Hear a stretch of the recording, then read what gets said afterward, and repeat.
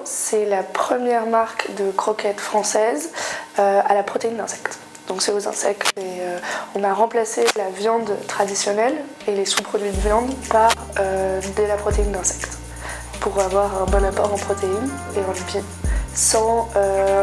tout en réduisant l'impact environnemental lié à la consommation de la viande pour les animaux domestiques. Madeleine et moi, on se connaît depuis 15 ans. On a fait des études d'environnement ensemble en Angleterre.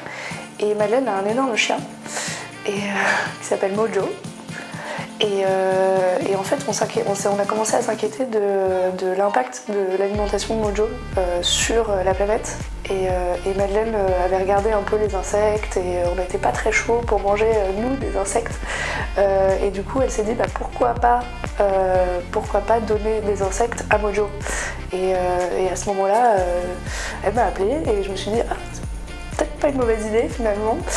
Et donc ça a commencé comme ça, on a postulé à un concours qui s'appelle Ticket for Change. C'est un accompagnement pour les entrepreneurs de l'économie sociale et solidaire. Et donc on a été prise. Et donc ça a été vraiment un lancement et après on a quitté nos boulots respectifs pour lancer l'entreprise il y a 6 mois.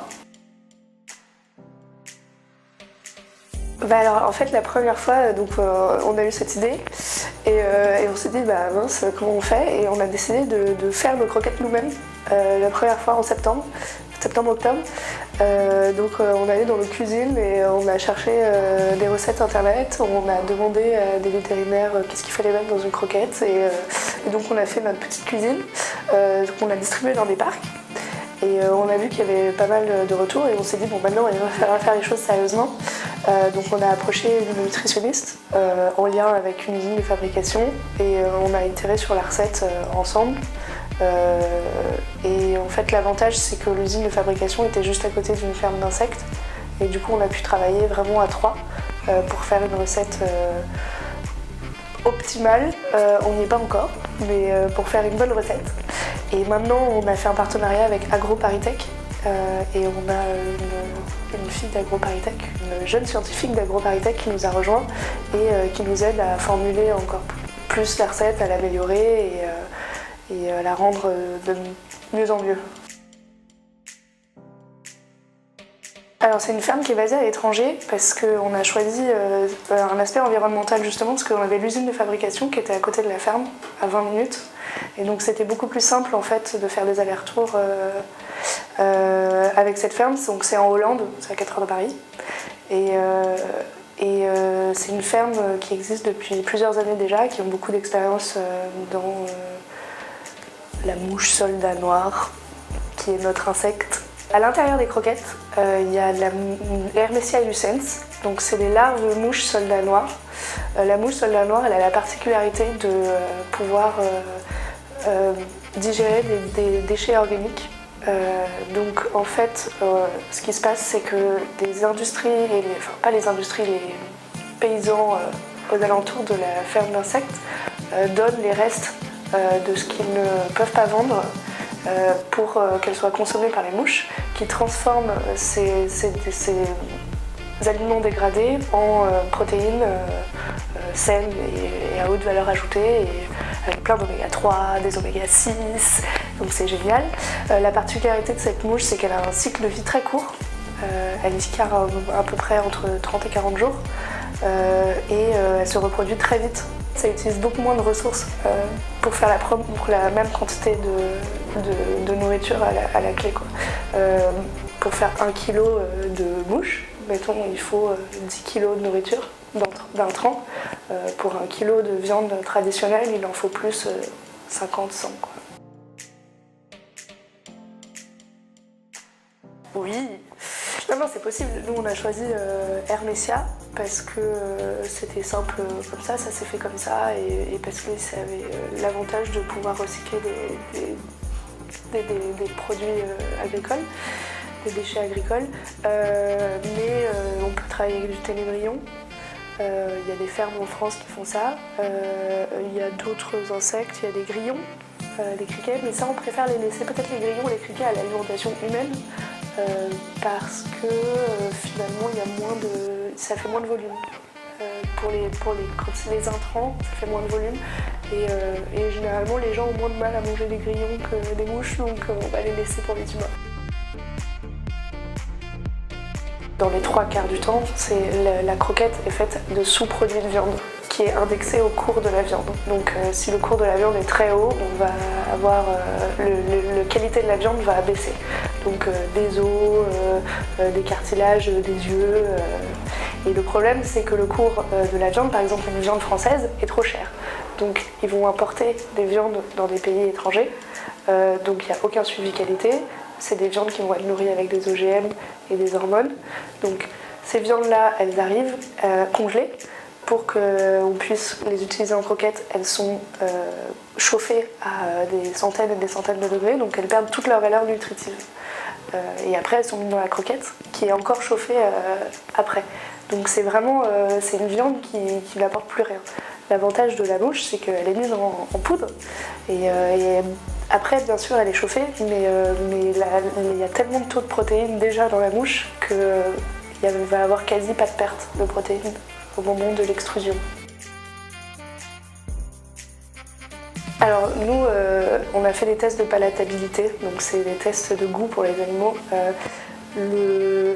Ça n'a pas vraiment un goût qu'ils pouvaient connaître avant. L'avantage, c'est que les chiens en fait, se fient à l'odeur, pas forcément plus au goût.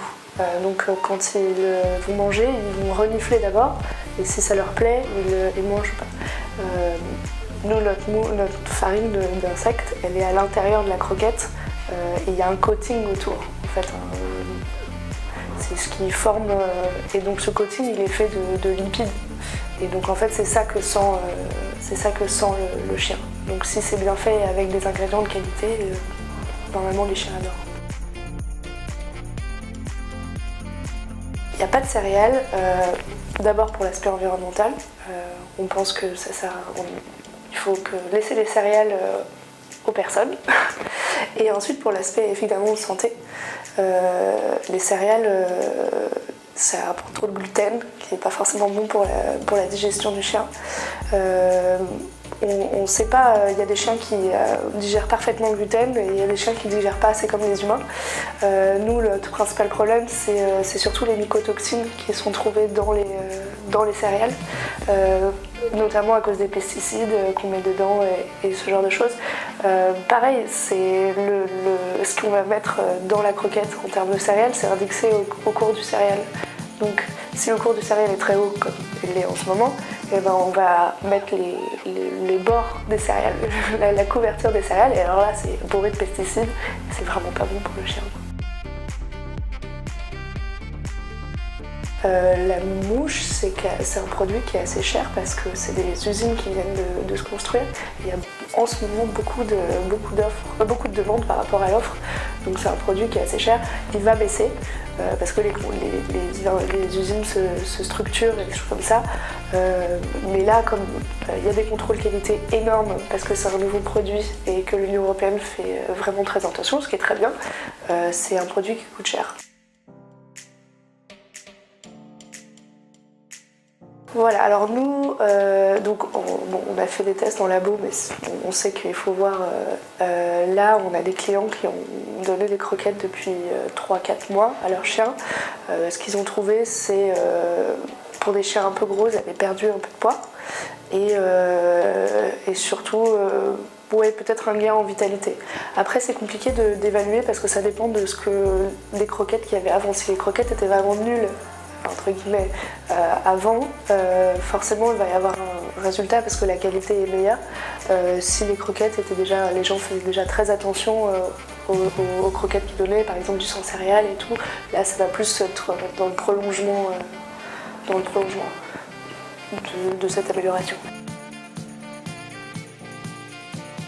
Alors un sachet de 2 kg sur notre site coûte à peu près environ 15,60 € et un sachet de 6 kg coûte 45 €. Et c'est livré directement. Pour l'instant, on peut acheter que sur notre site et sur un drive de produits et vrac à Toulouse. J'en parlerai de petite pub, ça s'appelle le Drive Tout Nu. Et c'est un drive de produits vrac à Toulouse, et là on est en train de s'étendre sur d'autres points fixes. Et on travaille doucement. On a d'abord travaillé sur le produit et maintenant on travaille sur la distribution. Alors, il y a plein de projets. Là, on est vraiment sur la V2, la version 2 du produit. Donc, on a travaillé avec AgroParisTech. On est en train de formuler un produit avec plus de protéines et moins de glucides. Ensuite, on est en train de travailler avec cette nouvelle recette. Justement, on veut faire une campagne de crowdfunding. Donc, on est en train de travailler sur la campagne de crowdfunding. On est en train de travailler sur un nouveau site web. Et à moyen terme, on voudrait lancer les croquettes pour chats. Donc on est en train aussi de commencer la recherche là-dessus. Et aussi, oui, on est en train de travailler sur un outil qui est d'étude d'impact environnemental de notre produit. Donc en fonction des kilos achetés, quel est l'impact, on va pouvoir calculer quel est l'impact environnemental de ce qu'on a acheté pour que les gens puissent se rendre compte de l'effort qu'ils font.